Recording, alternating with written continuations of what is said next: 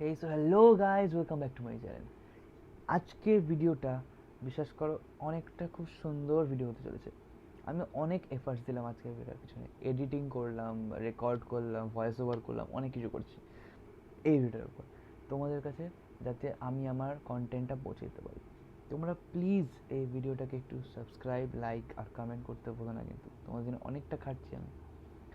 আর আজকের যে ভিডিওটা আসতে চলেছে এটা বেসিক্যালি কিসের উপর দেখো, আমরা সাধারণত কি করি, আমরা যখন নর্মাল মানে যাচ্ছি কোথাও, বাড়িতে আসলাম, তো আসার পর আমাদের বাড়িতে কি বলে, হাত ধো, হাত ধুতে বলে না? খাবার আগে আমরা হাত ধুই। অনেক মানে যা হোক, কোনো মানে এদিক ওদিক কিছু কাজ করলে তখন এসে হাত ধুয়ে নিলে, তো সাইকেলে চেন পড়ে গেল সেটা ঠিক করলে হাতটা ধুয়ে নিলে। কেন করতে হয়? জার্মস মারার জন্য, বা হাত থেকে নোংরা বা ডার্টগুলোকে ক্লিন করার জন্য। তো সেই যে সাবানটা কিভাবে ক্লিন করে, এর যে প্রসেসটা, সেটাকে আমরা কখনো জানতে চেয়েছি? জানতে চাইনি, কিন্তু অ্যাকচুয়ালি আমাদের জানা উচিত জিনিসটা। তো এটাই আমি আজকে আমার এই ভিডিওতে মেন এম থাকবে, তোমাদেরকে বোঝানো, তোমাদেরকে জানানো যে এইভাবে কীভাবে আমাদের হ্যান্ড ওয়াশটা বা কোনো সোপ আমাদের কীভাবে হাতটাকে ক্লিন করতে সাহায্য করে। তো চলো স্টার্ট করা যাক। সো এই গ্যাস প্রসেসটা দেখতে পাচ্ছ, যেখানে আমি একটু হলুদের সঙ্গে জল নিয়েছি, উপরে একটু হলুদ ছড়িয়ে দিয়েছি একটা বাটিতে জলে।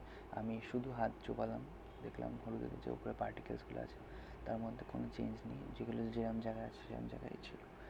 কিন্তু এবার আমি কী করবো, আমি করলাম হাতে একটু হ্যান্ড ওয়াশ নিলাম, যে রেগুলার যে হ্যান্ড ওয়াশগুলো আমরা হাতে ইউজ করি ওইটা লাগিয়ে নেওয়ার পর আমি সেম প্রসেসটা আবার রিপিট করলাম, ওর মধ্যে হাতটা দিলাম।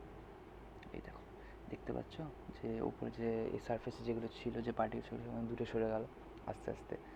এই জিনিসটা হচ্ছে তোমার মেন হ্যান্ড ওয়াশ ইউজ করার মানে যে কারণ, যার জন্য আমরা হ্যান্ড ওয়াশটাকে ইউজ করি। এই পরের পার্টটায় আমি জিনিসটাকে ভালো করে বোঝাচ্ছি।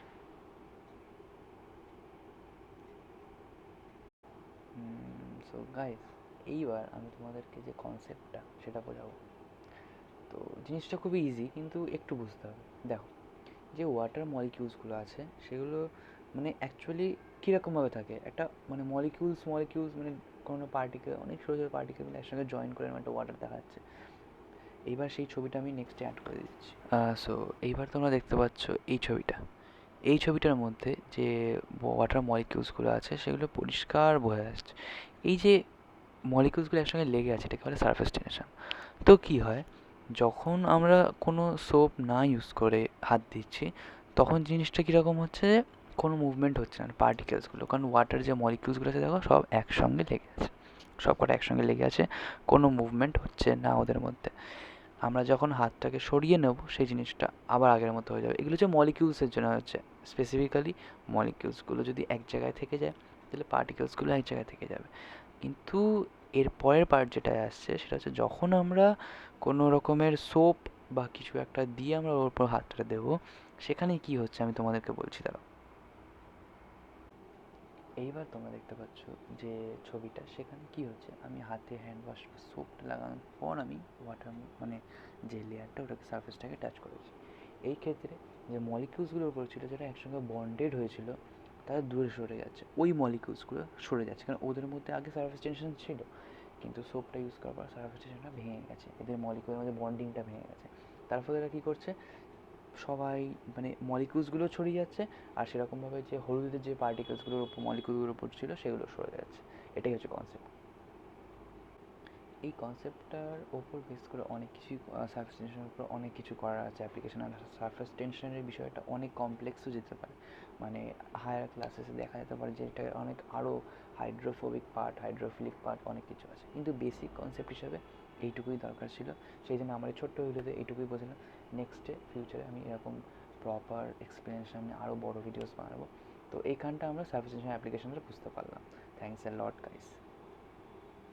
আশা করবো গাইস তোমাদের আমার ভিডিওটা খুব ভালো লাগলো। আর এই ভিডিওতে আমি পুরো একদম ভয়েস ওভার করে ভালো করে তোমাদেরকে বুঝিয়েছিলাম, মানে বোঝালাম আর কি কনসেপ্টটা। আই গেস তোমাদের ভালো লেগেছে বা তোমরা বুঝতে পেরেছো।